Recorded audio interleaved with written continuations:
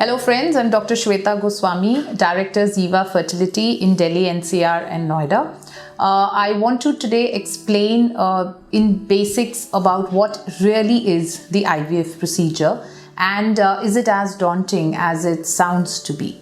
So IVF is, as we understand, in vitro fertilization, or it's called test tube baby in layman language. What it primarily means is that the lab or the IVF lab which is outside functions as an artificial fallopian tube, which means whatever happens inside the fallopian tube, inside the body, is done outside, which primarily, as we understand, is the fertilization of the egg and the sperm to create an embryo. However, when we do this procedure outside the body, naturally every woman just makes one egg. And just fertilizing one egg to create an embryo is not good enough because it doesn't give us good success rates, and therefore comes in the requirement of what we call controlled ovarian stimulation, wherein a woman has to undertake injections for 2 weeks starting from the first or second day of her cycle, because the target here is to make multiple eggs. So we give injections to the woman to make multiple eggs. We monitor it through ultrasound and blood tests. After a week of these injections, typically another injection is added, which is known as the antagonist in a short protocol IVF, or what we call an antagonist protocol, whose function is to prevent the rupture or the ovulation of these follicles. So once these follicles continue to grow, they are monitored as you would have done in a normal follicular study, similar to that. Once the lead follicles become about 17 to 20 mm in size, an HCG or some other agonist trigger, so a triggered injection is given for maturation of the eggs. For any of us who've seen the normal ovulation cycle or an IUI, an HCG trigger is given to trigger the ovulation so that the follicle that contains an egg collapses and the egg releases inside the body usually, which can be picked up by the fallopian tube. In IVF, however, we want these eggs outside, and therefore just 1 or 2 hours before the expected time of ovulation, the woman is taken into the operation theatre, given mild sedation or anesthesia, by which these eggs are retrieved outside the body, and then the husband's sperm has been taken, it is processed, and the best sperms in the eggs are fertilized together by a process known as IVF or ICSI. So IVF, or conventional in vitro fertilization, is a process where around each egg we put 30,000 sperms, motile best sperms, and incubate them overnight to let the best sperm fertilize the egg to create an embryo. In cases of unexplained infertility or male factor, or when we're not sure that there could be a problem with the sperm motility morphology leading to decreased fertilization, then we resort to ICSI, which is intracytoplasmic sperm injection.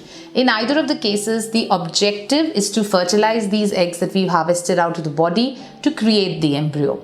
The next 5 days in the lab, it again functions just what the fallopian tube does inside the body. Inside the body also, once the fertilization happens, the embryo is nurtured by the tubal fluid or the nutrients in the tube, and then it starts to divide. It becomes a 2-cell embryo, a 4-cell embryo, a 8-cell embryo, a 16-cell embryo. Then it starts compacting. Then a fluid or a seal is formed, which makes it a blastocyst, and then this blastocyst meanwhile has been slowly trickling towards the uterus, and that's where it goes in and implants inside the body. So when we do an IVF, we are basically mimicking nature, and therefore these embryos that have fertilized are cultured for 2 to 5 days depending on the number and quality of embryos that we have.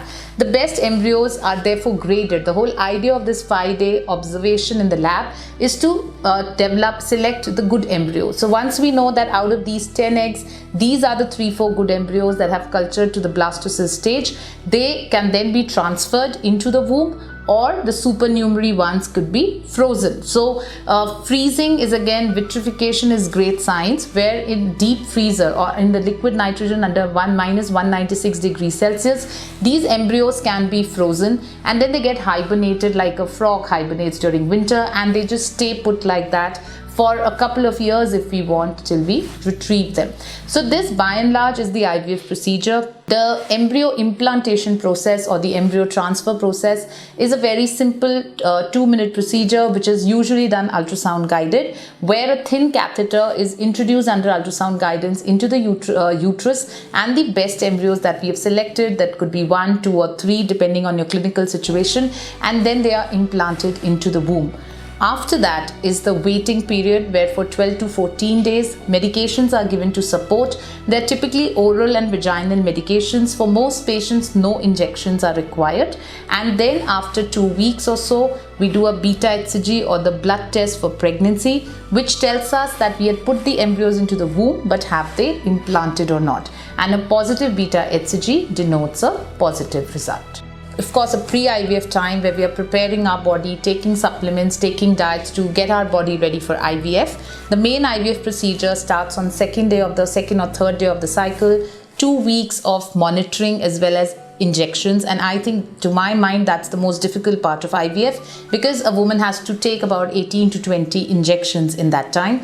After that, the eggs are harvested, but because they're done under anesthesia, there's usually mild discomfort and it's not a very painful thing.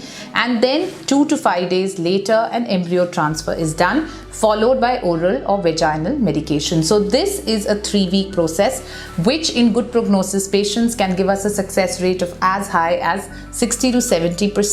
And again, depending on the number of embryos, the twinning or the multiple pregnancy rate comes in. So this is also a very, very commonly asked question that, does IVF always result in twins?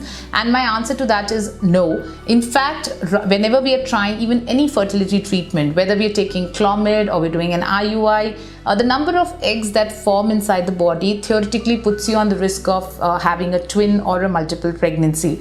In IVF, on the other hand, it is the number of embryos that we put back that determine what is the twinning rate. So for somebody who's totally, completely against the concept of a twin pregnancy, they can easily put back only 1 embryo, understanding that usually 2 or 3 embryos are put to give you a 65-70% chance. And therefore, if you put only 1 embryo, our chances would be around 45 to 50%, but the twinning rate would be almost zero, unless it's a identical twin which divides inside, which is a very rare situation. On the other hand, when we put 2 embryos, and that's the usual norm for a young patient undergoing IVF for the first time, 2 blastocysts would give you a good 60-65 up to a 70% success rate, but the twinning rate could be anywhere between 10 to 20% depending on your clinical condition. And therefore, even when we are putting 2 embryos, you're looking at an 80% chance of it being a single pregnancy. So I think that by and large is the IVF procedure. The most 2 difficult parts in this whole IVF journey is, one, that you have to take injections for 2 weeks, which is about 15 to 20 in total.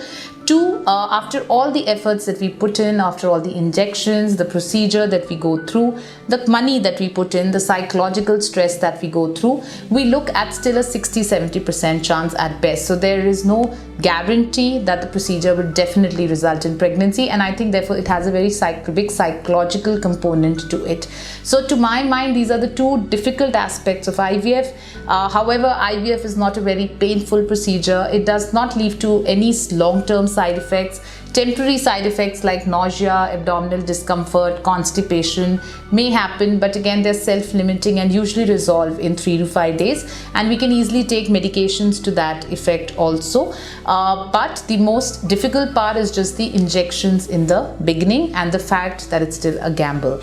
So I wish you all the best. Of course, nobody wants to do an IVF if they have to, and we must definitely, depending on your clinical condition, review how best we can help you conceive without any major fertility treatment.